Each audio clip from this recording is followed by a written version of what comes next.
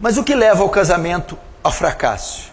Primeiro, a área sexual, a área íntima. Vamos para a primeira carta de Paulo aos Coríntios, capítulo 7. Primeira carta de Paulo aos Coríntios, no capítulo 7. É um texto que não é muito explorado nem pregado nos púlpitos, por medo, vergonha ou receio, mas é tão bíblico quanto a soteriologia. Primeira carta de Paulo aos Coríntios, no capítulo 7. Eu estou dizendo de princípios que pode levar ao casamento ao fracasso. O primeiro deles é a área sexual. 1 Coríntios 7, no versículo 3. O marido conceda à esposa o que lhe é devido, e também semelhantemente a esposa ao seu marido. Na sua tradução tal, o marido paga a devida benevolência à esposa, e a esposa paga a devida benevolência ao marido. A mulher não tem poder sobre o seu próprio corpo, e sim o marido. Também semelhantemente o marido não tem poder sobre o seu próprio corpo, e sim a mulher. Até aqui. Primeira recomendação de Paulo. Paulo está escrevendo aos casais cristãos, aos casais de Corinto, aos casais crentes, a maridos e a mulher. O capítulo 7 ele está tratando do casamento. No início do capítulo, ele vai dar ênfase a uma área que a igreja não dá ênfase: a sexualidade do casal. Olha o que ele está ensinando ao casal crente. Olha o que ele está indicando. Maridos, satisfaçam vossas esposas sexualmente. Esposas, satisfaçam seus maridos sexualmente. Tem gente que acha que o sexo é pecado, que o sexo foi um distúrbio do pecado ou uma criação demoníaca. De hipótese alguma. Provérbios capítulo 5, Deus diz: desfruta com a mulher da tua mocidade. O sexo é bom, o sexo é santo, o sexo é puro e o sexo é legítimo. E ele está dizendo aqui, ele está ordenando, ele não só diz que o sexo é puro e legítimo, como ele ordena a prática dele. Paulo está dizendo: maridos e mulheres tenham relações sexuais regulares. É o que Paulo está ensinando aqui. Marido e mulher tenham relações sexuais regulares. E ele vai mais: mulher, o seu dever na relação não é satisfazer você, e sim seu marido. Mulheres, satisfaçam seu marido sexualmente. Maridos, o seu dever na relação não é se satisfazer, e sim satisfazer a sua esposa. Marido, satisfaça sexualmente a sua esposa. Ele está ordenando isso. Ele está ordenando isso. E ele vai mais. Existe muito jogo nessa relação. Por exemplo, o homem tem mais, é natural, inerente da natureza do homem, o sentimento de posse, de domínio. Geralmente o homem tem mais interesse pela relação. A mulher, sabendo disso, muitas vezes faz jogo, chantagem, e usa disso. Geralmente ela que determina quando isso ocorre. Né? Não quero, não quero, e o homem não tem o que querer. A Bíblia quebra isso, ela diz assim para você, mulher: mulher, você não tem poder sobre o seu corpo, e tem o marido. Marido, você não tem poder sobre o seu corpo, e tem a mulher. Ele está querendo dizer que não pode ser rejeitada uma das partes quando há um interesse. Que o seu corpo, ou seja, a opção de satisfazer ou não pertence a você, e sim ao marido ou à esposa. Então é pecado fazer esse tipo de chantagem, esse tipo de jogo. Isso não pode ocorrer em hipótese alguma. Você não determina isso.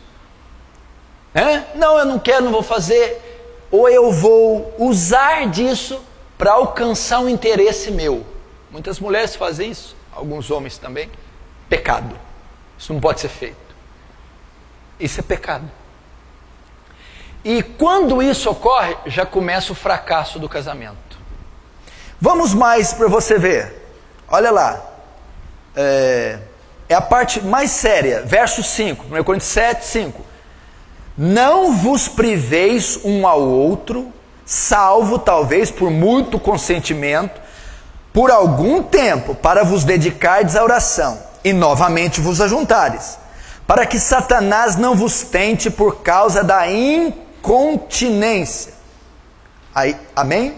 Até aí. Não vos privais uns aos outros. Paulo está dizendo, não deixem de ter relações regulares. Não deixe de ter. Paulo está dizendo que um casal, enquanto está em atividade, 50 até 60 anos, não sei até quando o corpo biológico, fisiologicamente for permitido, não pode, em hipótese alguma, deixar de ter relações regulares. Não pode haver.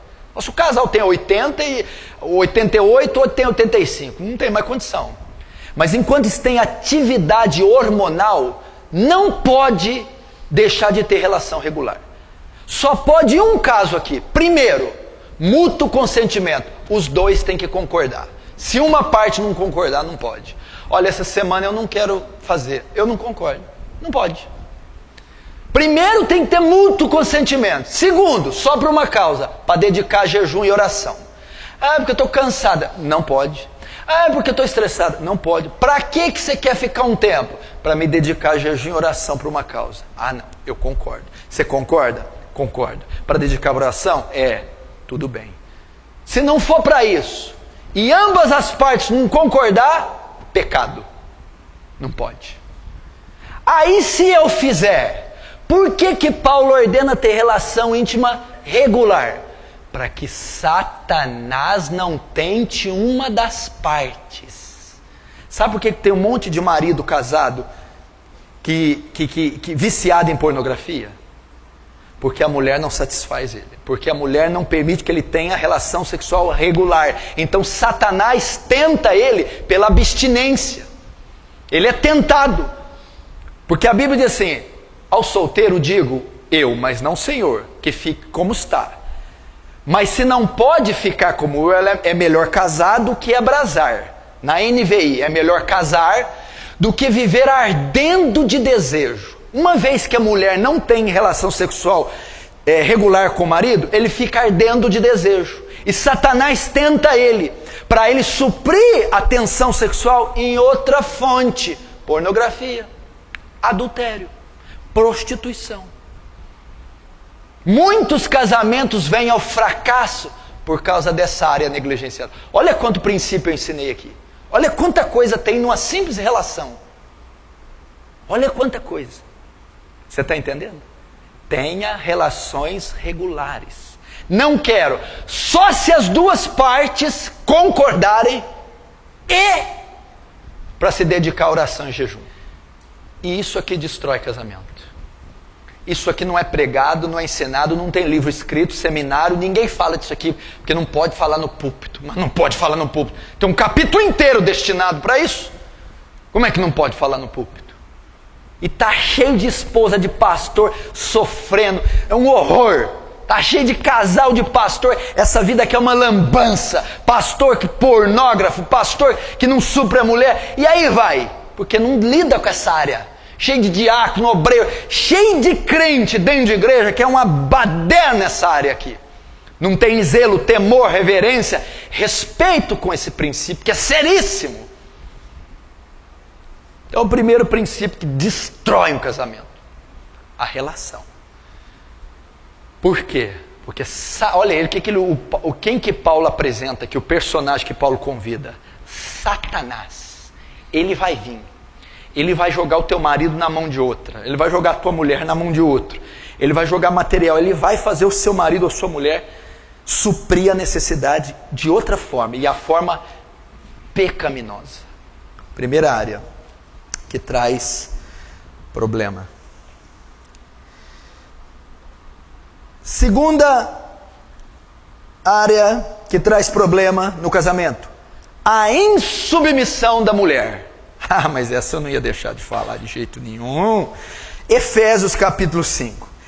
a insubmissão da mulher. Verso 22.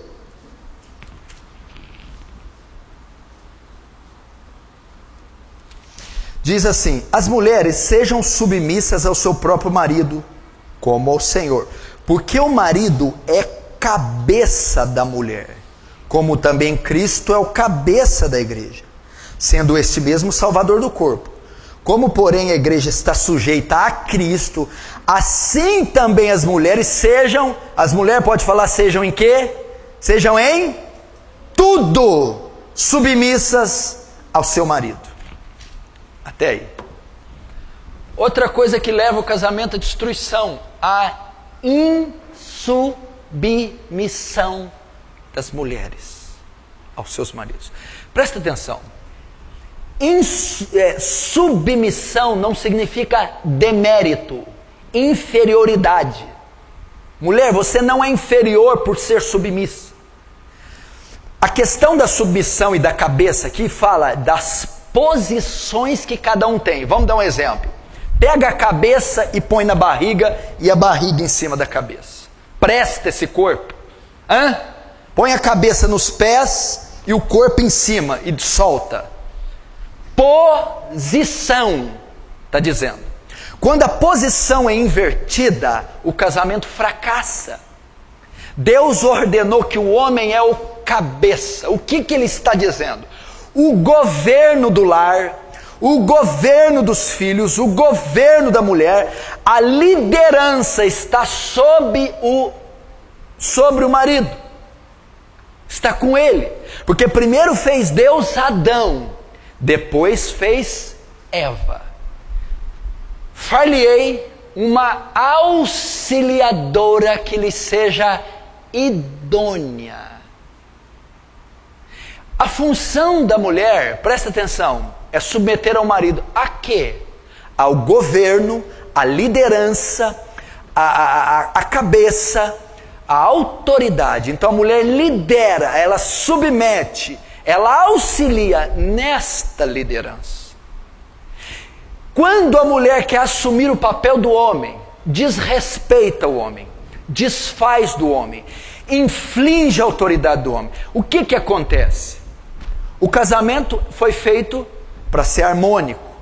Quando o homem sente que a sua autoridade está sendo infligida, quando o homem sente que ele está sendo rebaixado, denegrido, que a sua autoridade está quebrada, aquilo, primeiro, cria uma desarmonia no casal. Estresse, intriga, barreira, ira.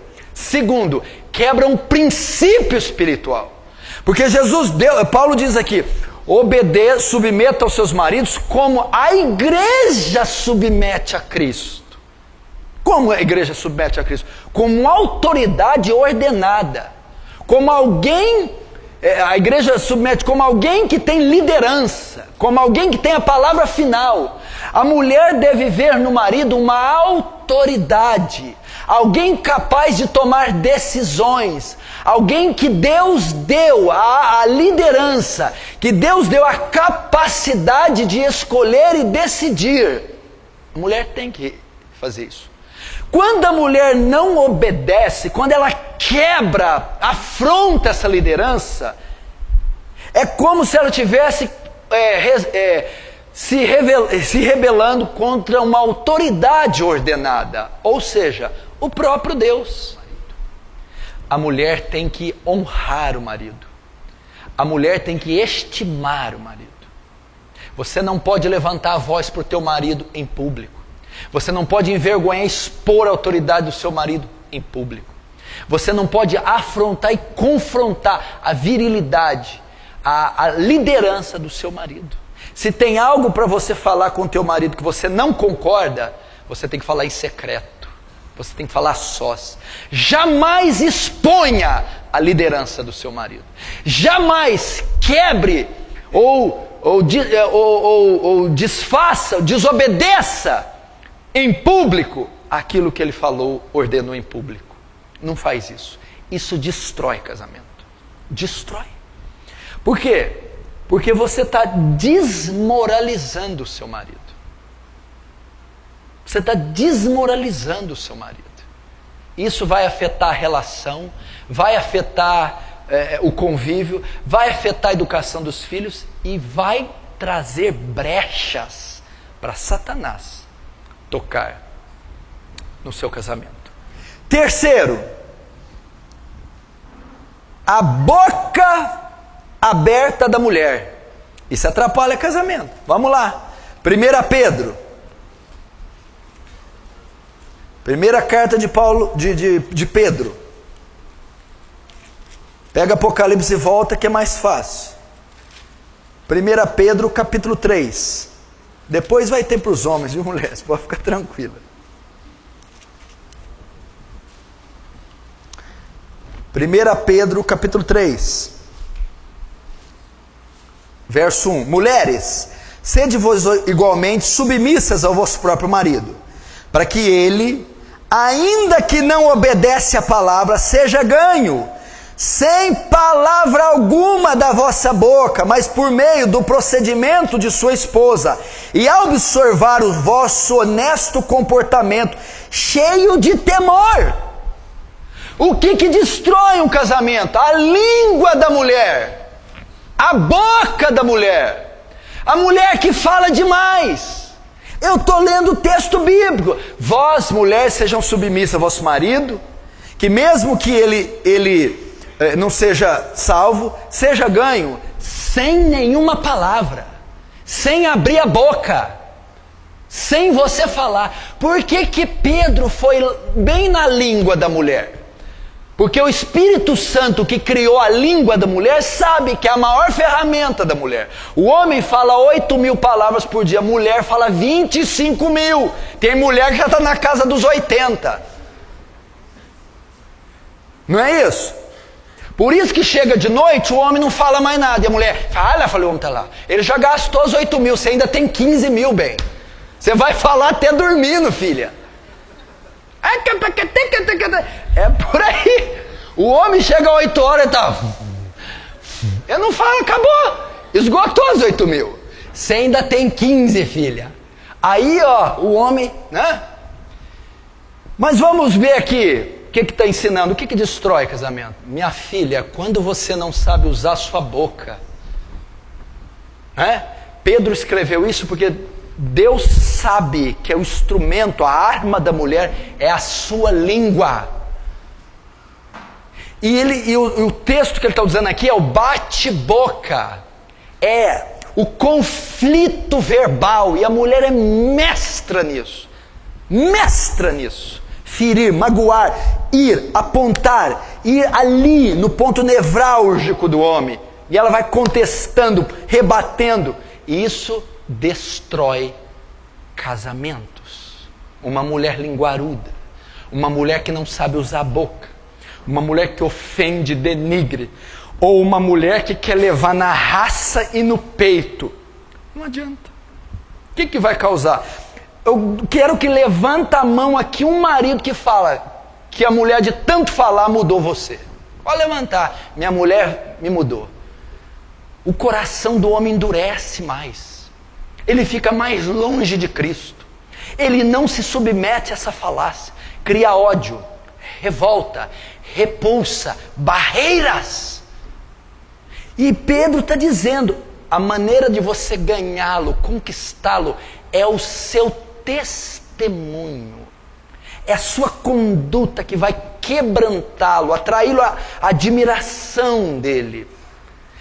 Ao ver a sua mudança, a sua piedade, o seu bom senso, e não o seu confronto verbal, a língua.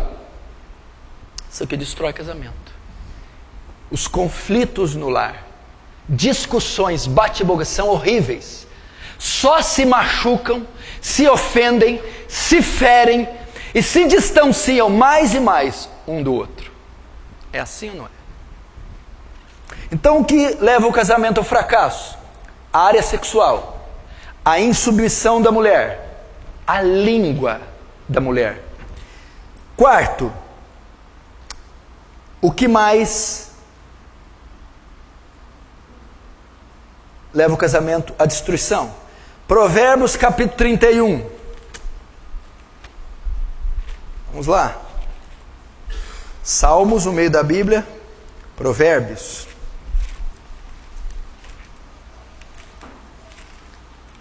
Capítulo 31.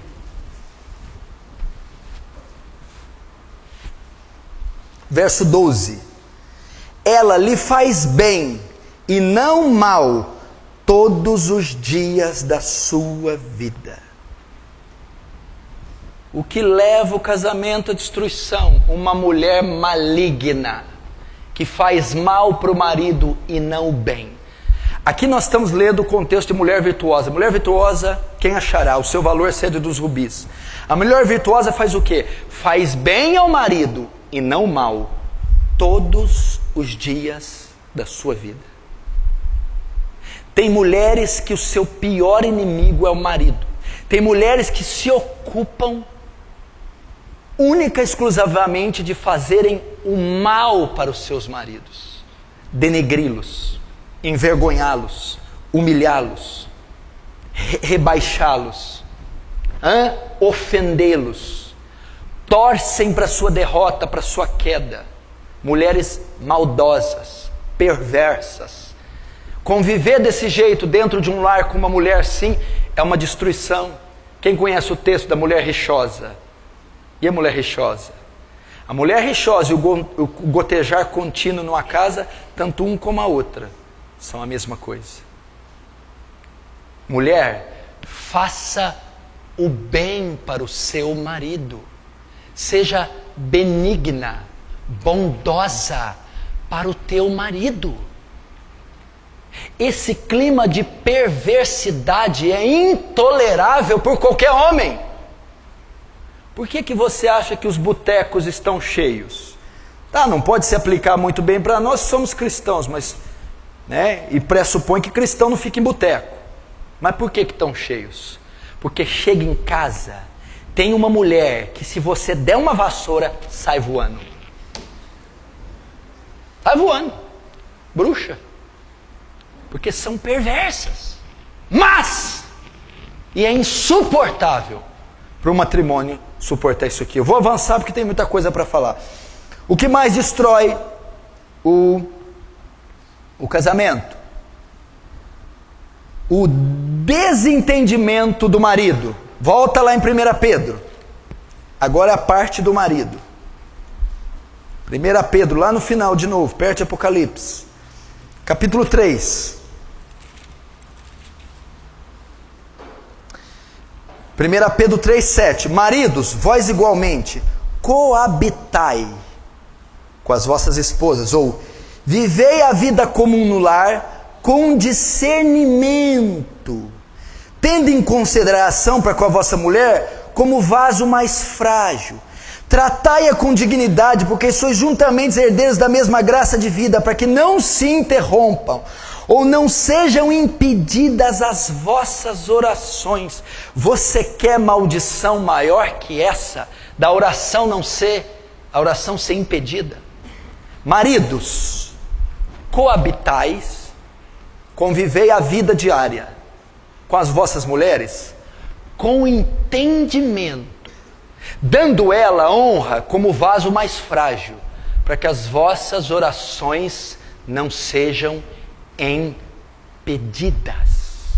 O que destrói um casamento? O marido que não tem entendimento no convívio com a mulher. Agora é para o marido. O que o marido tem que entender?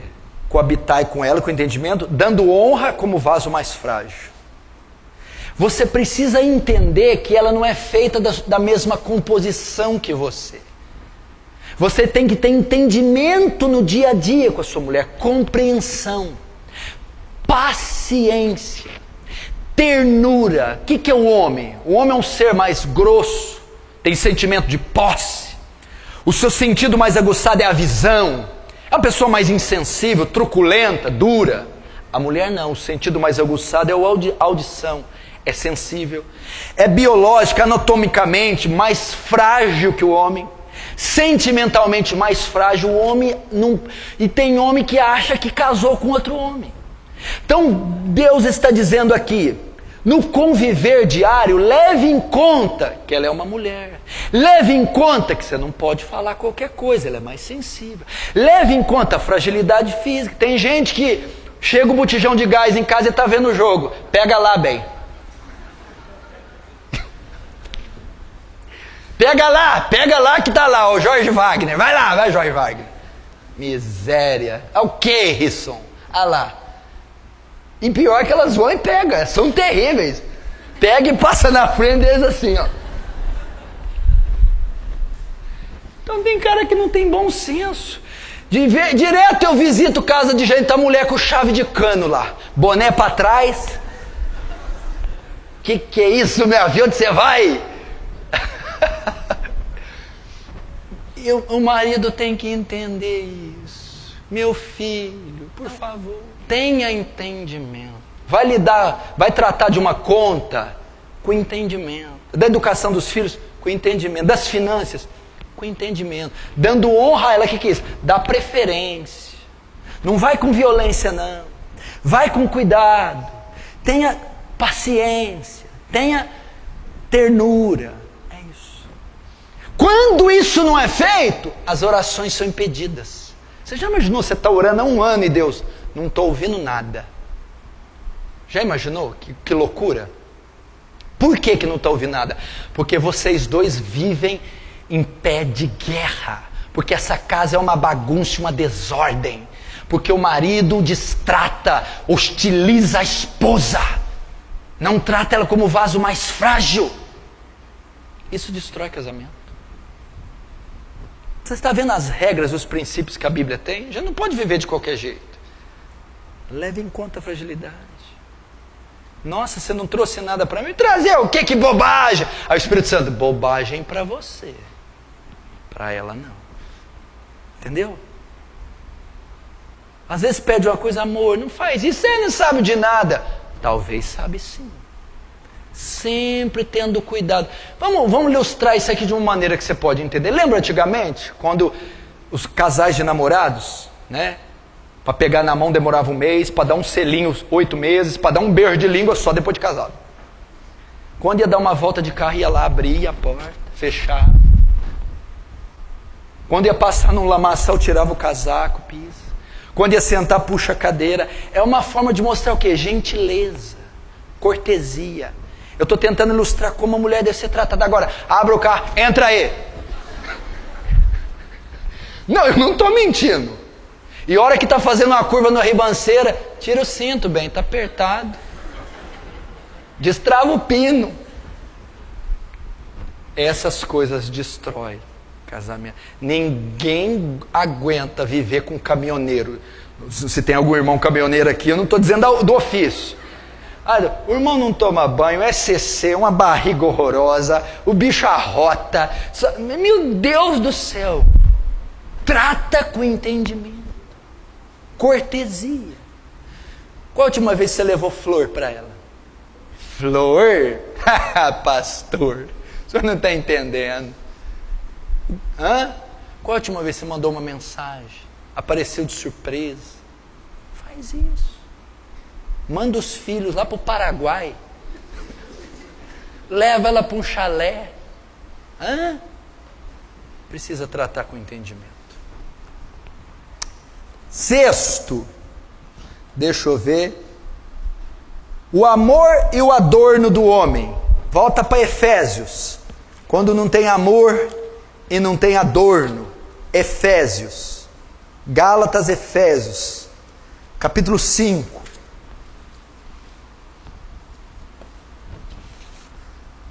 Gálatas, Efésios 5. Efésios 5, 25. Maridos, amai vossas esposas, como também Cristo amou a igreja, a si mesmo se entregou por ela, para que a santificasse, tendo purificado por meio da lavagem de água, pela palavra, para apresentar si mesmo igreja gloriosa, formosa, sem ruga, nem coisa semelhante, porém santa e sem defeito. Até aí. Eu vou dizer de 2 coisas aqui, mas essa é a mais importante da palavra inteira. Primeiro, o que destrói o casamento? Quando o marido não ama a esposa. O sentimento que deve reger o matrimônio é o amor. Maridos, amai vossas esposas. Eu vou fazer uma pergunta aí, você não precisa olhar para ela, nem cutucar, nem responder. Você responde para o teu coração. Não, eu vou perguntar, você vai pensar, depois eu vou falar outra coisa e você responde. Marido, você ama a sua esposa? Você ama? É uma ordem aqui.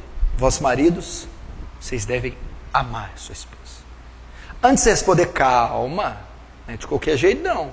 Vós maridos, amais vossas esposas como Cristo amou a igreja. O jeito que você sempre amou sua mulher é uma coisa. O padrão que Deus pede é outra. Como Cristo amou a igreja? Amou ao ponto de se entregar e dar a vida por ela. Que amor que foi esse? Como é que é a igreja, Cleverson? Pecadora, feia, gorda, cai toda hora, tropeça. Quando Deus olha para a igreja, ela não tem um dente, cabelo pichain, gorda e manca. Ela não reúne nenhuma condição para Cristo amar. Ela é pecadora.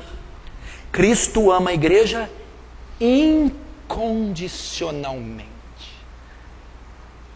A tua mulher não é bonita como você queria, não tem o tamanho que você queria, não é doce como você queria, não tem idade como você queria, ela não reúne as condições que você queria, ótimo. Deus não manda amar condicionalmente.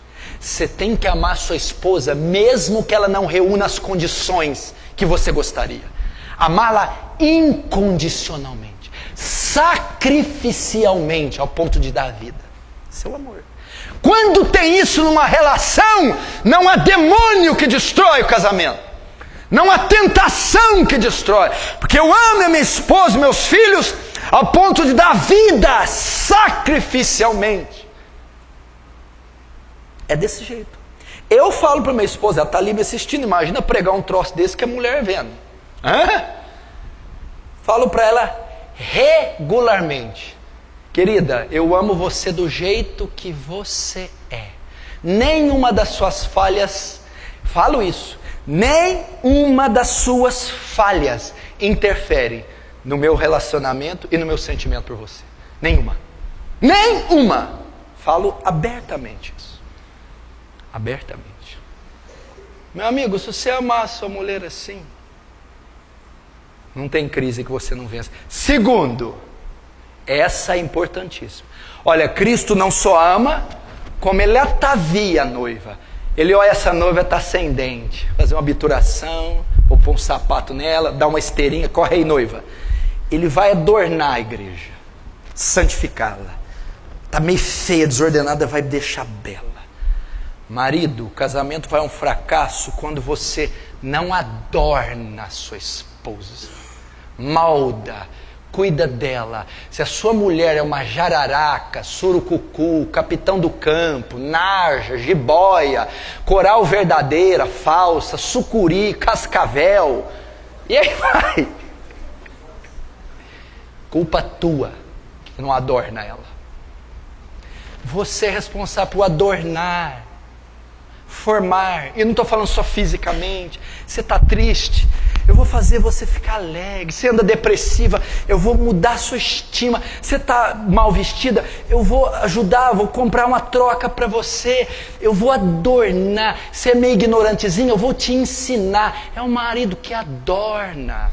É um marido que forma, é um marido que trabalha com a sua esposa. Se você sabe, a minha mulher tem problema, a mulher é irada, truculenta, é insensível, é fria, isso, aquilo, outro. É você que tem que trabalhar, pensar numa solução, orar, interceder, dialogar com ela, pedir, amor, muda aqui, melhora acolá, amor, vamos orar aqui, isso, aquilo, outro. Você vai deixando aquela mulher. Aí aquele dente vai mudando, aquele pneu vai encolhendo, aquela mulher vai ficando bonita, aquele cabelo vai alisando. Está adornada. Mulher comportada, fina, bonita, com uma autoestima, bela. Aí você mesmo se orgulha da própria noiva que você formou. Você mesmo se apaixona da própria noiva que você formou. Esse é o princípio. Primeiro ama, depois adorna. Você tem que pensar assim, toda vez que você está num lugar gastando, pensa na mulher. Está no supermercado, e minha mulher. Está numa loja, e minha mulher. Faz uma viagem, e minha mulher. Sempre, sempre. Vai orar, Deus, a minha vida, Não, a minha mulher. Vai fazer um jejum, a minha mulher. Sempre passando por ela, para adorná-la, para cuidar dela. A pior coisa é aqueles maridos que desprezam, deixam a sua mulher aos cacos, perdida, desdentada, jogada. Não pode fazer isso. Isso destrói casamentos. Quantos estão entendendo? Diz amém. Agora, o que é o casamento? Vamos passar rapidamente para alguns princípios. Primeiro, o casamento é heterossexual. Heterossexual. O que significa heterossexual? De sexos diferentes. A Bíblia diz, deixará o homem, o seu pai e sua mulher, e apegar-se à sua mulher. Casamento compreende macho e fêmea. O casamento, pelos padrões da Bíblia, que Deus instituiu, é heterossexual. União de sexos diferentes. Deixará o homem e unir-se à sua mulher. Não diz deixará o homem e apegar-se ao homem. Deixará a mulher e pegar-se à sua mulher. Então o princípio de Deus para o casamento é o heterossexualismo. Então, com essa afirmação, Deus exclui a união homoafetiva. Toda união homossexual é uma abominação para Deus. Levítico capítulo 18. O casamento, para se consolidar casamento, é macho e fêmea. Homem com homem não é casamento. Mulher com mulher não é casamento. Para se caracterizar casamento é macho e fêmea. Unir-se-á o homem e a sua mulher. E isso é o casamento. Segundo, o casamento é monogâmico. Mono vem de um. Casamento é deixará um homem e apegar-se-á a uma mulher. O padrão de Deus é monogamia. O que é diferente disso? Poligamia. Aquele homem que tem várias mulheres, ou aquela mulher que tem vários homens. Saiu um filme na década de 80 aí, né? Dona Flor e seus 3 maridos. Isso é poligamia. O método bíblico é monogamia. Deixa um só homem e casa com uma só mulher. Pastor, mas o que é esse casamento da Bíblia? Abraão, Davi, foi uma tragédia, você pode ver. Começa Jacó, com aquele monte de mulher, uma tragédia. Abraão, Davi, Salomão, aquilo não é o padrão de Deus, nunca foi. É um só homem, uma só mulher. Terceiro, o casamento é monossomático. Mono, um, soma, corpo, carne, uma só carne. O casamento não é um contrato, vamos morar junto? Não, o casamento é uma união mística, onde 2 se tornam um. O que significa ser monossomático? Que o sexo é permitido só dentro do matrimônio. Casais solteiros, se praticam sexo, é prostituição, não é permitido. Por quê? Porque casais solteiros não é monossoma, não se juntaram, não se tornaram um só corpo. O sexo é permitido só quando um homem e a mulher se tornam um só corpo. E quando eles se tornam um só corpo? No casamento monossomático. Último, o casamento é vitalício. Agora chegou onde eu queria. Vitalício. O que significa vitalício?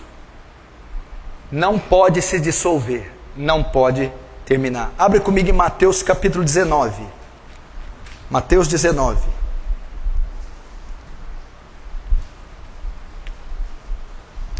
Casamento é vitalício.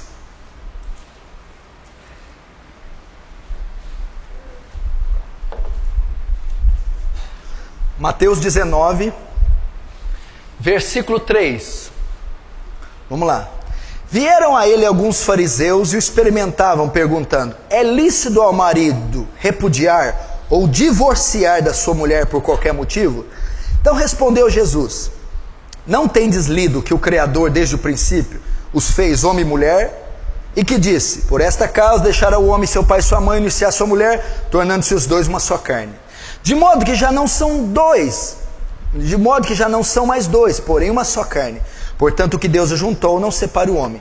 Replicaram então os fariseus: por que então Moisés mandou dar carta de divórcio e repudiar? Respondeu-lhe Jesus: por causa da dureza do vosso coração é que Moisés permitiu repudiar vossa mulher. Entretanto, não foi assim desde o princípio. Eu, porém, vos digo: quem repudiar, divorciar, largar, desquitar da sua mulher, não sendo por causa de relações sexuais ilícitas, e casar com outra, comete adultério. E o que casar com a repudiada, comete adultério. Disseram-lhe os discípulos: se essa é a condição do homem relativamente à sua mulher, não convém casar. Jesus, porém, respondeu: nem todos são aptos para receber este dom, só aqueles a quem é dado. Até aí. Esse é o grande versículo que fala do divórcio. Eu vou falar rapidamente, que eu tenho aqui 15 minutos para acabar, e em 15 minutos eu acabo. Eu estou tratando aqui de algo que está banalizado no nosso meio. O casamento hoje foi a bancarrota, a queda, a ruína. Não vale nada, essa instituição está falida. A porcaria. E é a coisa das mais sagradas na Bíblia. O casamento antecede a civilização, antecede a cultura, antecede o Estado e a religião. Deus criou ele lá no Éden. No iniciozinho, capítulo 2, o casamento estava lá. Ele é divino, não é humano, é sagrado e tem que ser respeitado.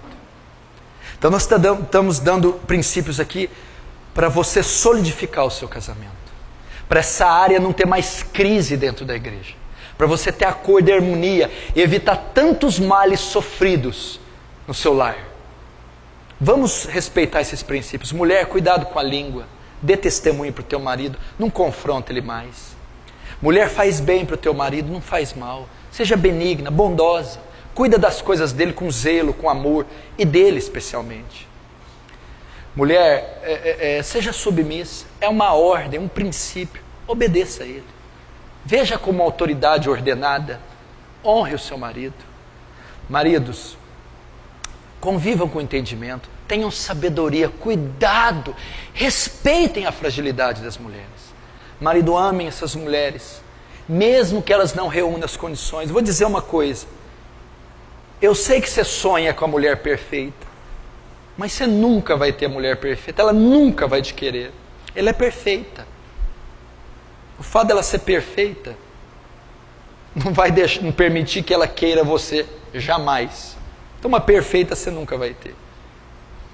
Adorna ela, dá um trato nessa mulher, trabalha com ela, molda o caráter, o físico, a aparência dela. O casamento é heterossexual, um homem com uma mulher. É monogâmico, um só homem com uma só mulher. É monossomático, não é um contrato de dois, é uma união mística. Quarto, é vitalício. Por isso, garotos que querem casar aí, pensem muito bem na escolha. É para o resto da tua vida. Não posso separar, pastor? Não, não pode separar. Mas nem se tiver crise, nem se tiver crise. De jeito nenhum, pastor? De jeito nenhum. Quando é que eu posso? Só quando você pegar o atestado de óbito dela. Fora isso, não tem cláusula, não tem nada que pode fazer separar. Vamos ver rapidamente por que é vitalício. Verso 3. Vieram a ele alguns fariseus para o experimentar, perguntando: é lícito ao marido repudiar a sua mulher por qualquer motivo? Até aí, olhe para mim. Primeiro, os fariseus vieram perguntar a ele: é lícito, é correto separar-se da mulher por qualquer motivo?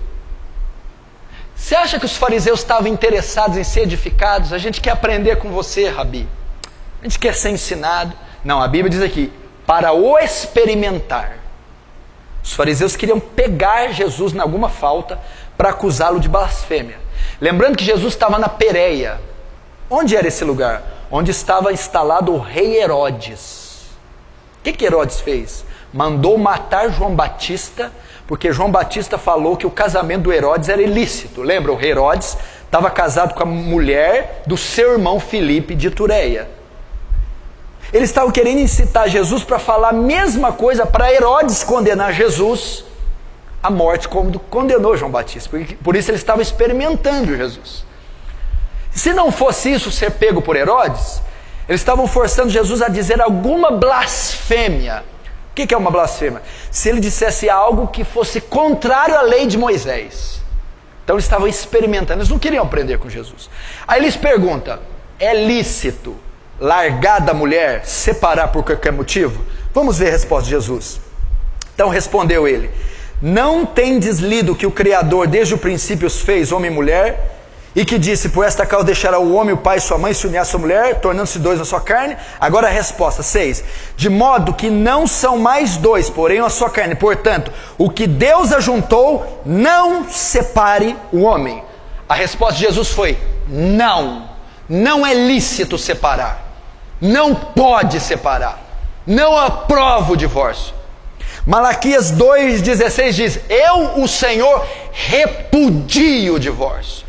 Quem está dizendo é o Deus que você serve. Você não é crente? Sou. Crente em quê? Em Jesus. Jesus é quem? Deus. O Deus que você serve repudia, tem nojo do divórcio. Você quer servir um Deus que tem nojo da atitude sua? Não acredito. Ele tem nojo. Que tipo de divórcio? Qualquer espécie de divórcio. Eu, Senhor, Malaquias 2,16, repudio, abomino o divórcio. Sabe o que Jesus está dizendo? O que uniu Deus, o homem não separa. A palavra homem aqui não é uma pessoa, é tudo que provém do homem. Está dizendo, o que uniu Deus não tem instituição humana, juiz de paz, cartório, bispo, pastor, que pode desfazer. O casamento é vitalício. É o que está falando. Pode uma mulher, os fariseus vieram ali, Jesus, não pode. Mas não pode.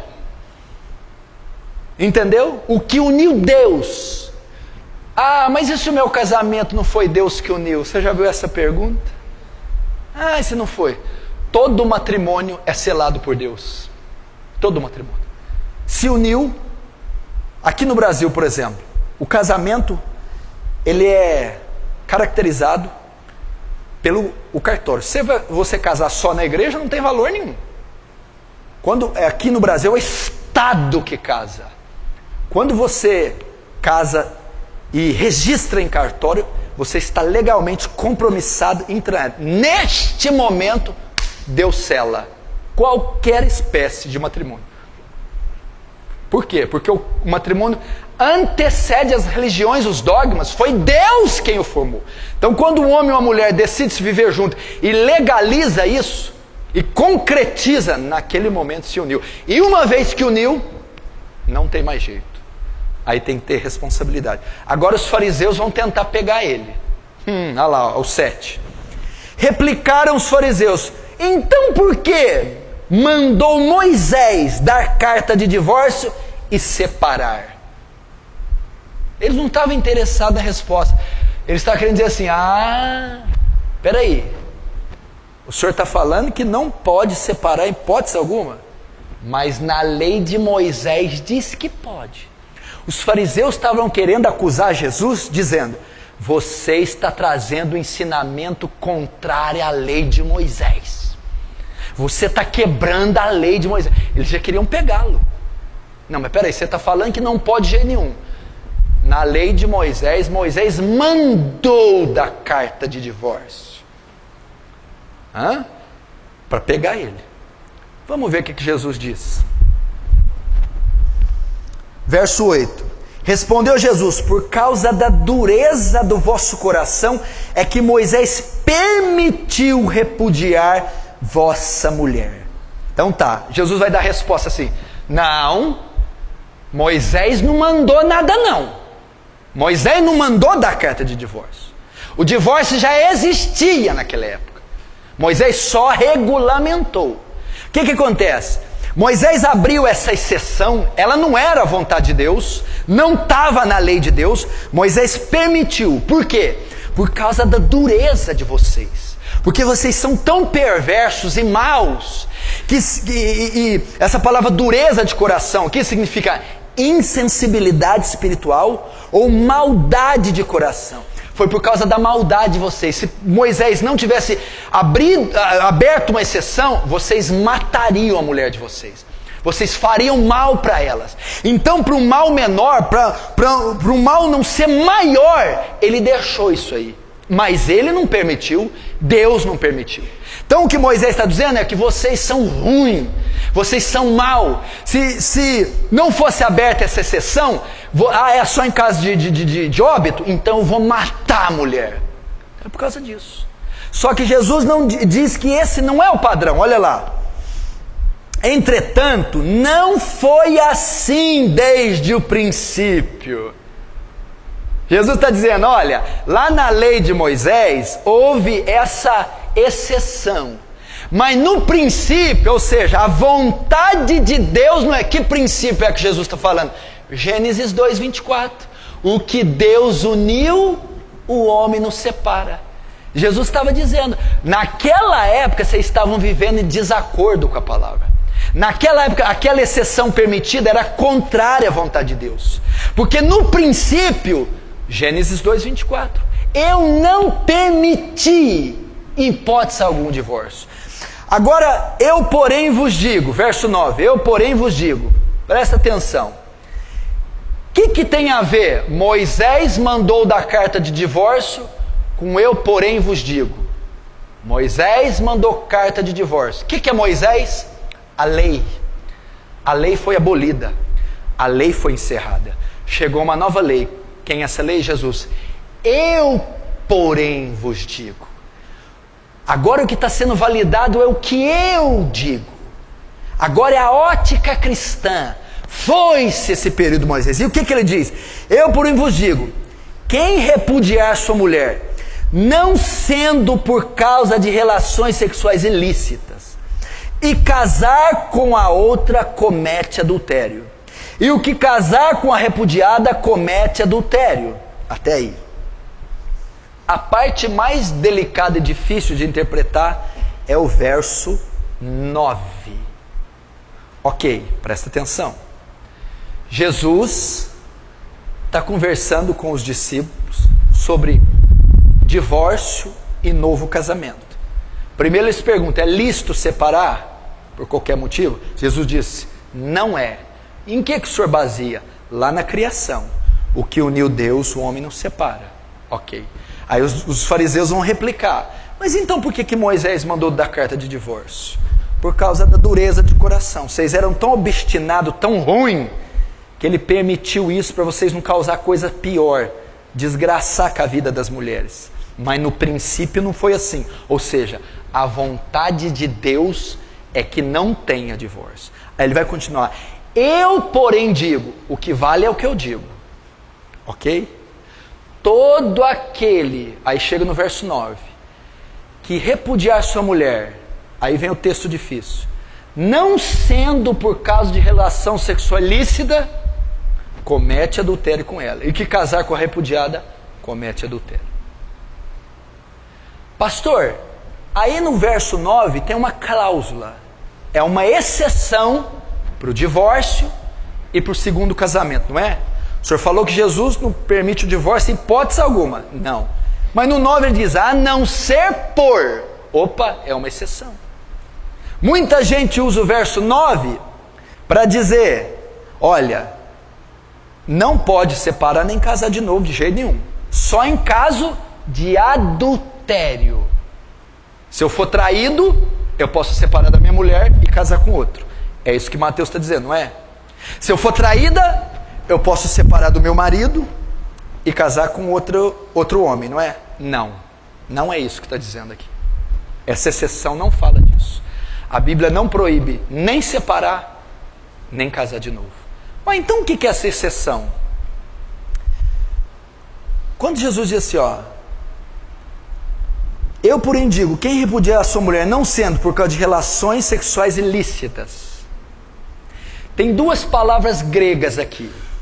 Existe porneia e moicheia, ou moikeia. Porneia é um texto usado para falar prostituição.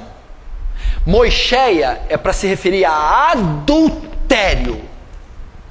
Se Jesus tivesse permitido divórcio e segundo casamento em caso de adultério, a palavra aqui teria que ser moicheia, adultério. Todo aquele que separar da sua mulher não ser por adultério, comete, e casar com outra, comete adultério. Mas a palavra aqui é porneia, que é relação entre solteiros, é prostituição. Eu, porém, vos digo que todo aquele que repudiar sua mulher, não sendo por causa de porneia, prostituição, e casar com outra, comete adultério. A exceção aqui não é para casais casados. A exceção não é adultério. A exceção é para relação sexual entre solteiros, é prostituição. Ele está se referindo aqui ao caso de José e Maria. Quando José e Maria estavam juntos, eles estavam noivos ainda. E o noivado judeu não é como nosso, ele é mais próximo, eles já estavam morando juntos, mas não tinham tido relação ainda.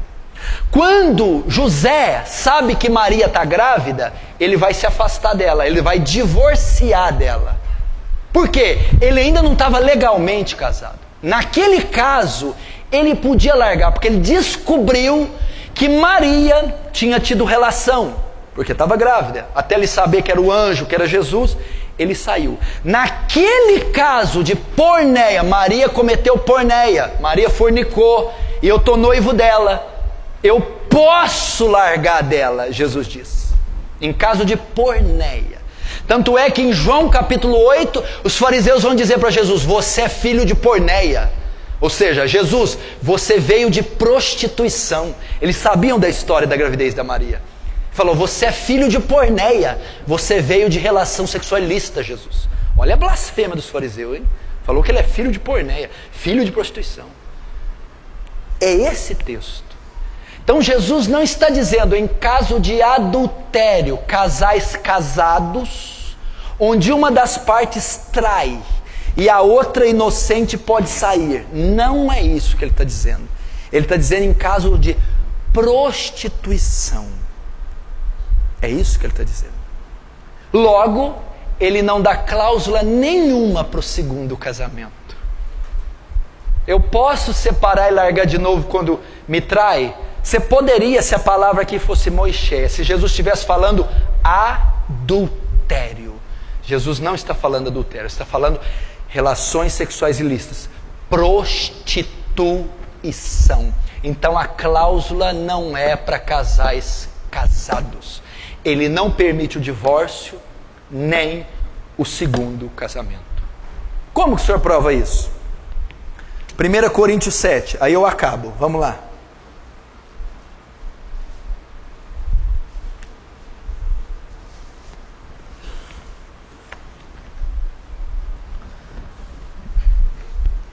Vamos aprender aqui. 1 Coríntios 7, verso 10. Ora, aos casados, ordeno não eu, mas o Senhor, que a mulher não se separe do marido. Pode separar? Não pode. Pode o marido separar da mulher? Não pode. Olha aqui, ó.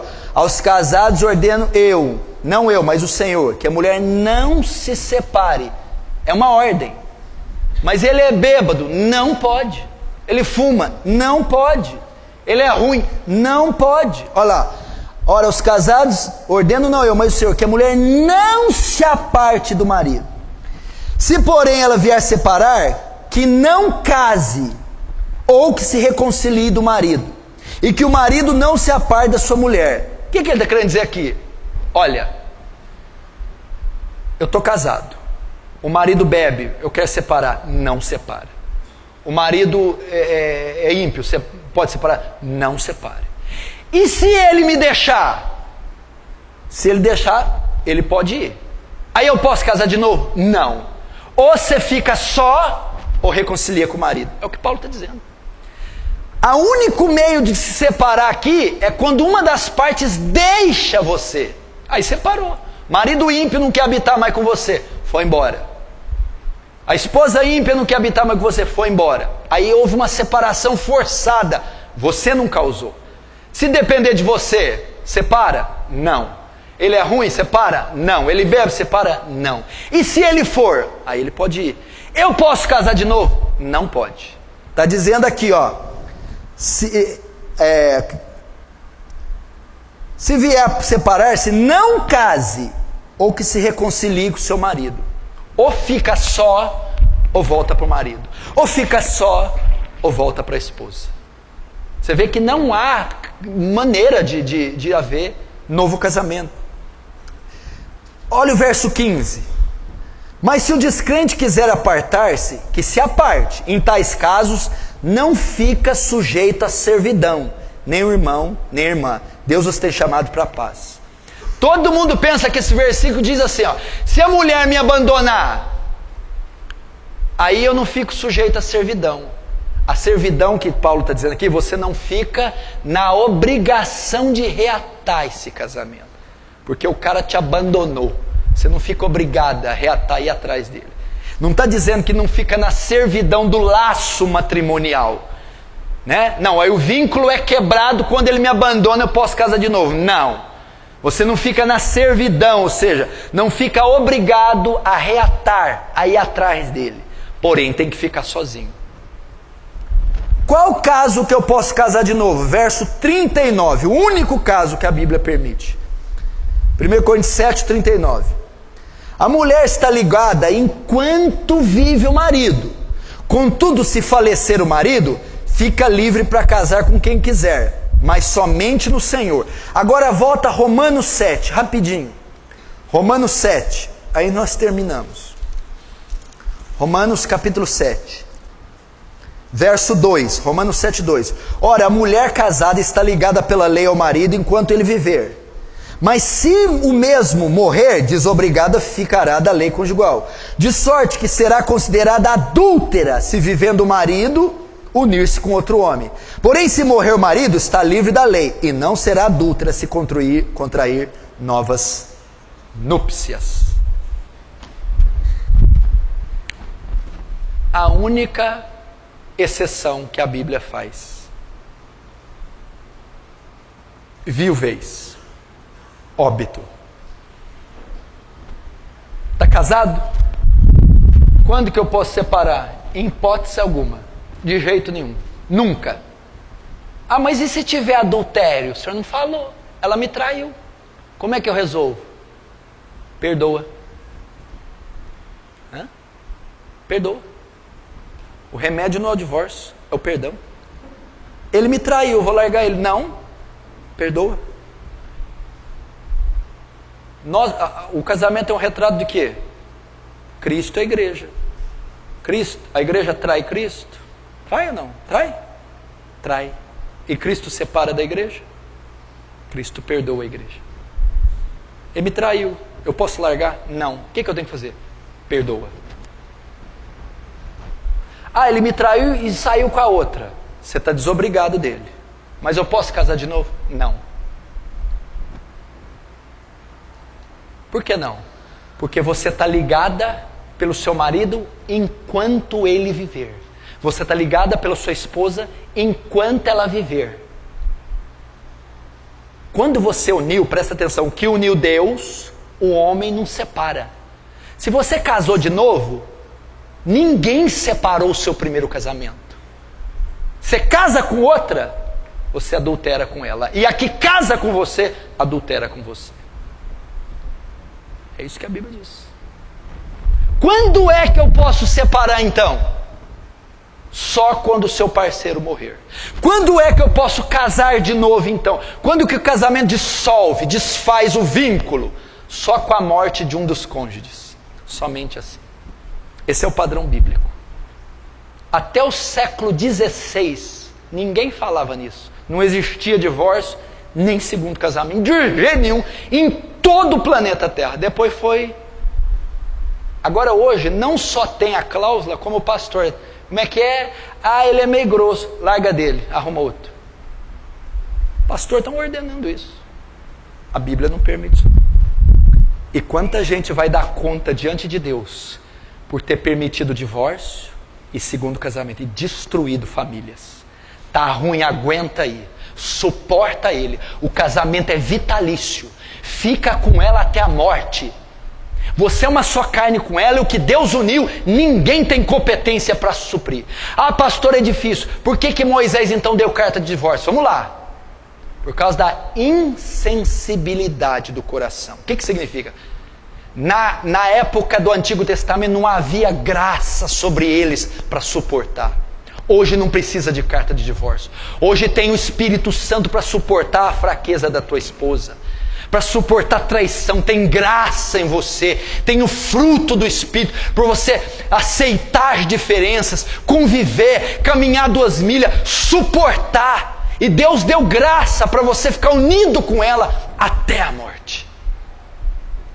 É assim que Deus quer o matrimônio. Já pensou se toda crise fosse separar? Todo divórcio fosse, toda a briga fosse separar? Essa é a palavra para os casais. Pastor,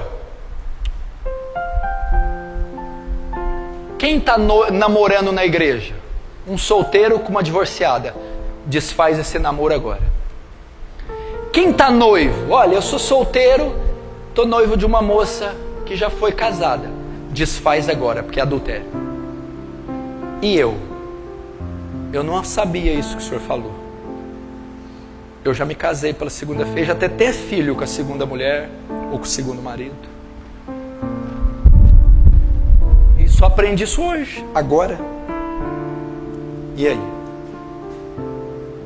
Fiz quando eu era ímpio. Sabia. No mundo todo mundo faz, todo dia. Fiz porque os outros pastores aprovou, não me ensinaram nada. A gente deve acolher essas pessoas, ensinar elas o caminho da verdade, pedir para que elas orem, se arrependam por ter feito algo na sua ignorância e construam do jeito que já estão uma vida pura, feliz, não ensinando isso para as gerações futuras como padrão, como modelo. É assim que a gente recebe. 80% das pessoas que casam pela segunda vez são infelizes. 80% dos segundos casamentos é um horror, é um desastre. Se fosse bom, meu filho, essa porcentagem seria menor. Fique com a tua mulher, fique com o teu marido, suporte ele, suporte ela. Família. Você solteiro, olha o que você ouviu. Quando os discípulos ouviram aquilo, nossa, se for essa a condição do homem, então é melhor ficar sem casar. Jesus é por aí. É duro. A lei aqui é alta, o padrão é alto. Você tem que estar preparado. Fecha os olhos agora, vamos orar.